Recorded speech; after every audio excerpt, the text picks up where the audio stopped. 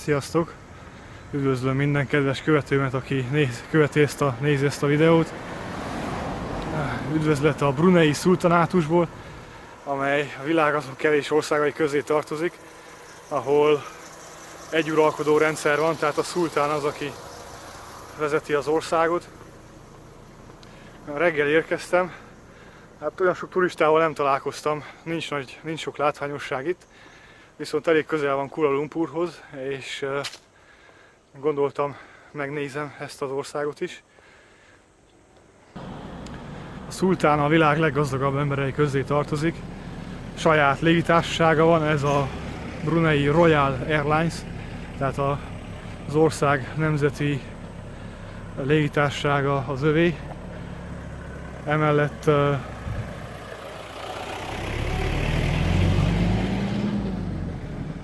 Emellett rengeteg Ferrari-ja van, és tényleg nagyon gazdag. Nemrég vezettek be egy törvényt, ami eléggé kicsapta a biztosítékot a világ országain, világ összes többi országában szinte. Mégpedig azt, hogy a homoszexualitást halálbüntetéssel torolják, de nem akármilyen halálbüntetéssel, hanem nyilvánosan kell őket halálra kövezni. És hát igen, elég szigorú szabályok vannak. Láttam, hogy szemetelésért 1000 brunei dollár büntetés szabható ki első alkalommal. Ez a brunei dollár és a szingapúri dollár az ugyanolyan értékben van. Kb. 10 dollár az 31 lej, 2100 forint. És hát elég durva, akkor ezres szinten egy ilyen büntetések azért, mert eldobsz egy bármilyen szemetet. Emellett a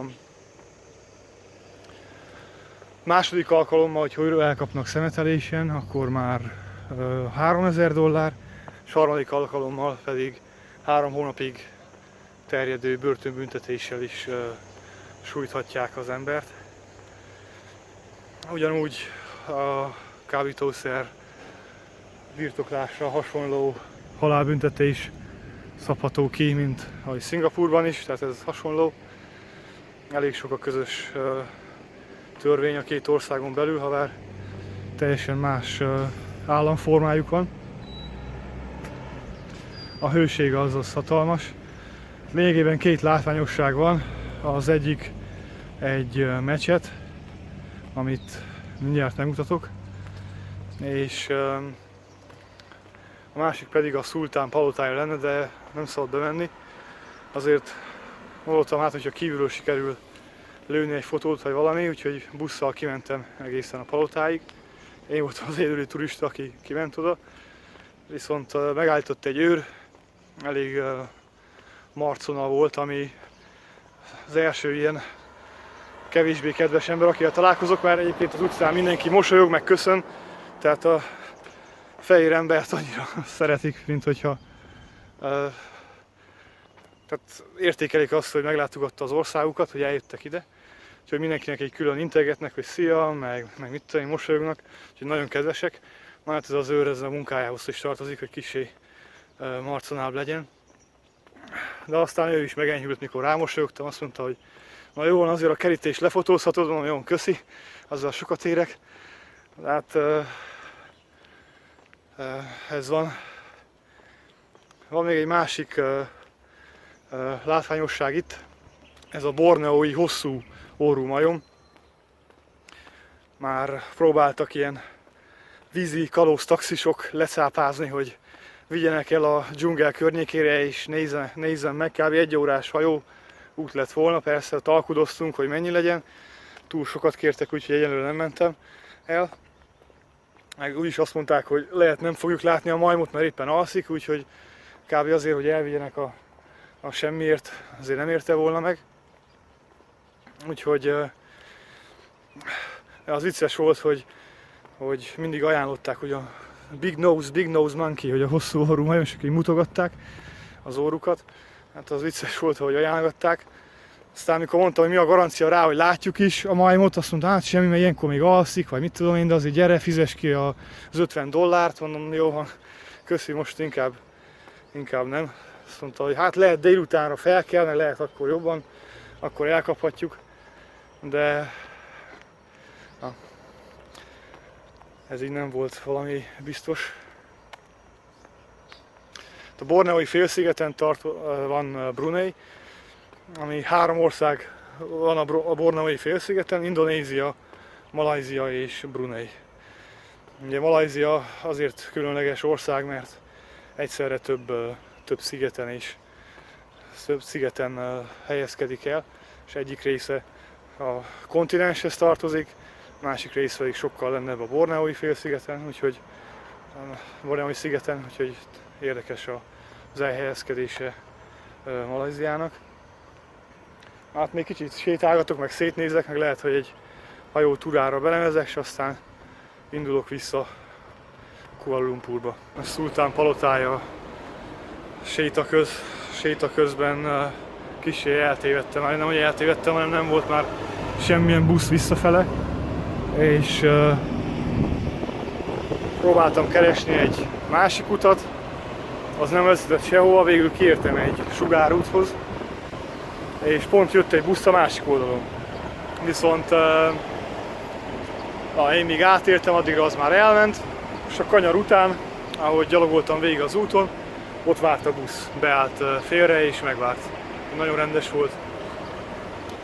Na, hát még van egy kis időm a repülőig vissza, úgyhogy szerintem keressük meg azt a borneói nagyorrú majmot. Hát itt már viszont elég szemetes a környék.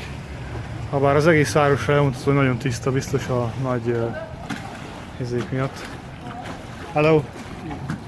So, the Floaten Island and to Big Nose Monkey?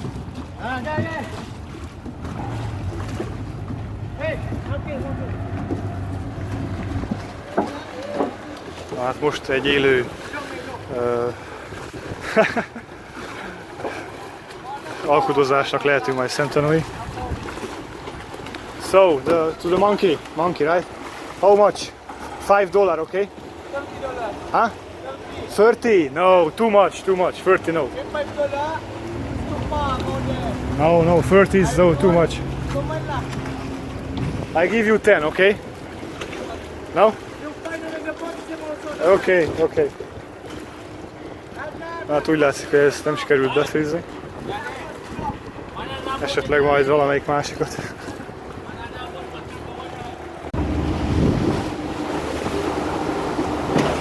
Hát már sikerült is csónakra szállni. Végül is 30-ból 15 lett, ami egész okés. És aztán sikerül-e látni a nagyorrú majmot, vagy nem, ott másik kérdés. De majd meglátjuk. Úgyhogy kicsit nagyok a hullámok, a kisrác elég rendes volt.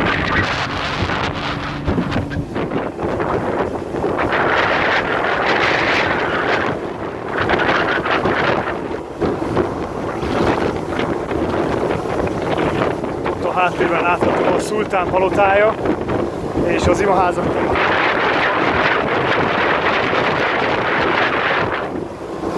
Most annyira nem dobál a csónak. De egy rossz ketreccel megyünk igazából, ez a csónak annyira nem megbízható, de szerencsére tudok úszni. Nem tudom, hogy itt a Borneói szigeten mik vannak a vízben, vagy mennyire veszélyes megmártózni. Remélem a csobbanást azt most kihagyom. Hát itt az igazság pillanata, végül is sikerült látni majmot, csak még a nagy órát nem. Valahol fent ugrádoznak a fa tetején.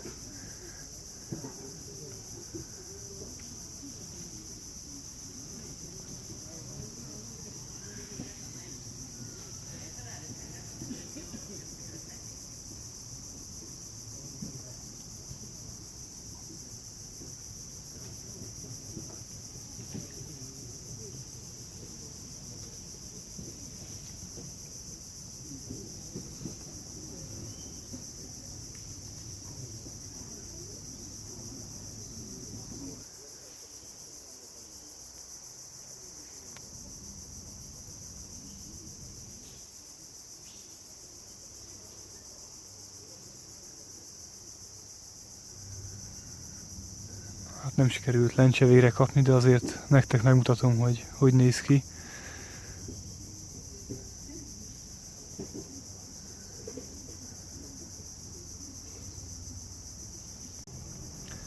Hát azért így is érdemes volt kijönni ide, a borneói dzsungelbe.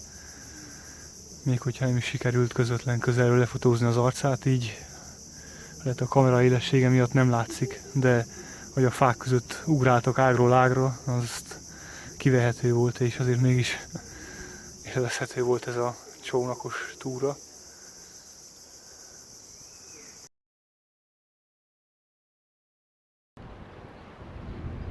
Egy iszlám emlékművet figyelhetünk meg. Sajnos nincs kiírva angolul, hogy minek állítottak ilyen díszes emléket, vagy mi az jelentése konkrétan.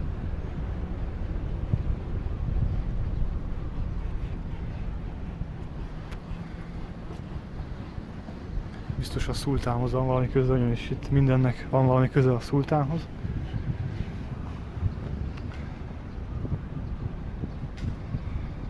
Lehet, hogy hasonló sorsra jutok, mint Szingapúrban. Elfutottam egy Fülöp-szigeteki sráccal, meg egy csajjal. Haverok voltak, és ők is egy ilyen malajziai utazás keretében gondolták megejtik Bruneit, és beszélgettünk, és ők mondták, hogy nem foglalhattak egy hotelszobát, mert a helyi vallás miatt más iszlám vallású országban is így van, például Katarban, hogyha fiú és lány utazik, ha nincsenek összeházasodva, akkor nem foglalhatnak egy szobát. Muszáj két külön szobában lakniuk. Az Egyesült Arab Emírségekben sokkal lazább, tehát Dubáj nem lehet összehasonlítani. Ott akár alkoholt is lehet kapni bizonyos helyeken, mondjuk eléggé horribilis álom. A reptéren, mikor átszálltam, mert úgy repültem Kuala Lumpurba, Budapestről, hogy dubai átszállással 5 órát kellett várjak a csatlakozásra. 12 euró volt egy sör. Hát igen, most az egyszer muszáj volt nemet mondanom a sörre. Sajnos ez ilyen. Ugyanabból az árból egy teljes McDonald's menü hatalmas kólával kijött, úgyhogy inkább azt választottam egy gyors tankolás keretén belül. Habár nem szoktam általában ilyen fast foodokat enni, meg McDonald's, KFC, ilyesmi nem nagyon játszik nálam, hanem inkább kipróbálom a helyi specialitásokat. Viszont mikor egy ilyen 3-4 órás átszállás van egy random reptéren, akkor elég egy gyors fast food éppen, hogy ne halljon éhen az ember. Habár a repülőn is adnak kaját, de azért, ha ilyen hosszú az út, érdemes azért kicsit az energiát feltölteni máshol is. Kiheverni a hatalmas sokkot, hogy a nagyorrú Big Nose Monkey-t, a nagyorrú majmot nem sikerült megnézni. Na jó, csak hülyéskedek, igazából annyira nem volt fontos. És megnézek egy helyi piacot, kíváncsi vagyok, hogy miket árulnak. Szeretnék valami szuvenírt is hazavinni, hogyha találok valami érdekeset.